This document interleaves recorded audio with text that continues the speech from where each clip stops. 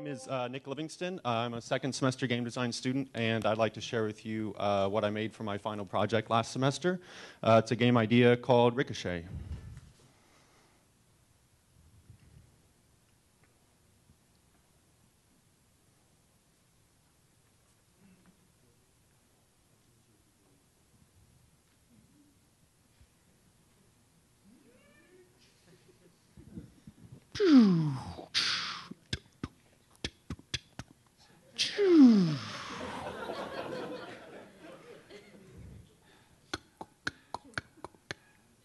Uh-oh.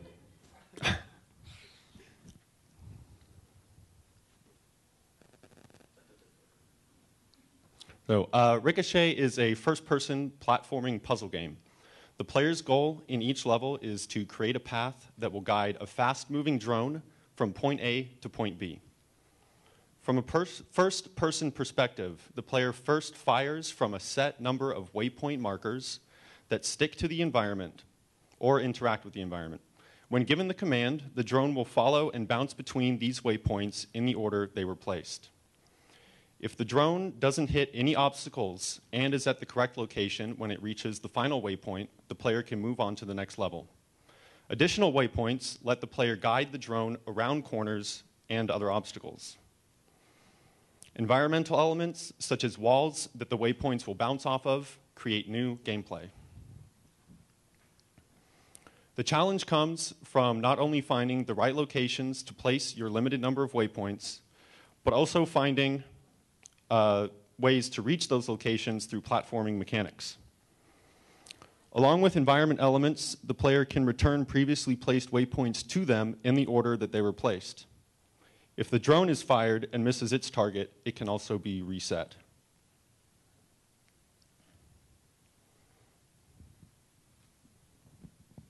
The drone and the player must work together to achieve their goal. Core gameplay comes from their unique interactions and the player's ability to create harmony between these two systems.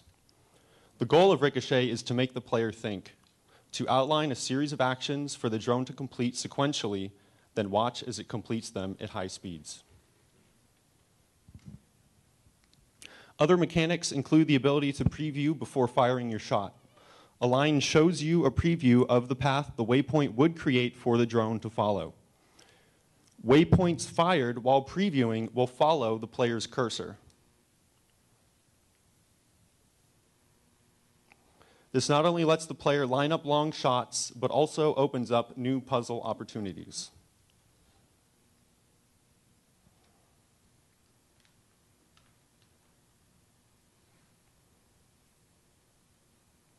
In this puzzle, the player must reach a target from behind a series of glass barriers. By carefully firing one waypoint at the wall, bouncing another one,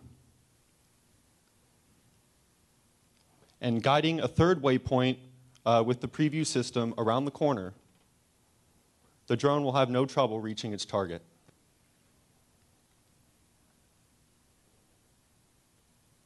There are many puzzle possibilities with just these few mechanics. With a few more basic mechanics, such as buttons that the drone or waypoints can press, moving platforms, and other platforming staples in a constantly changing virtual reality environment, the puzzle possibilities grow immensely. Now, how do I close it?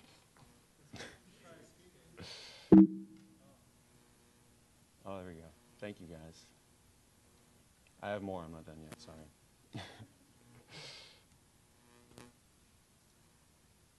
Okay, good enough. So Ricochet basics, first person, standard first person shooter controls, platforming and puzzling, guide the drone from A to B. One level is one puzzle like you saw there. Everything will be self-contained. New mechanics are introduced slowly and built upon. Players need to learn to use them in ways not explicitly stated, like many puzzle games. I am not an artist, so as for the artistic direction, I mean, the idea right now is that it takes place in a virtual reality environment. So really, it could be kept very simple, Tron-like, something like that. Or each level could be themed differently. You could have a jungle level or whatever you want.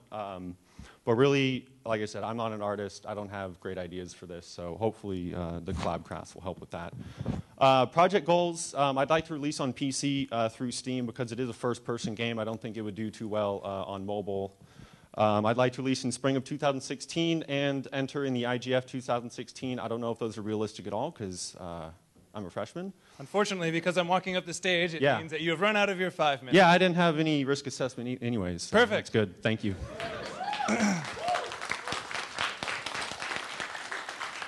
Do we have any questions for Ricochet? Yeah. Any questions? If you stand in front of the bullet, or the drone, will it hit you? No, there is no dying. There's no enemies, anything like that. It's just a simple puzzle game, kind of like Portal. That was one thing I did want to get to, though. The personnel needs is kind of important. I am the only one working on it right now, so that's just what I had made last semester. We're going to need modelers, scripters, all the good stuff.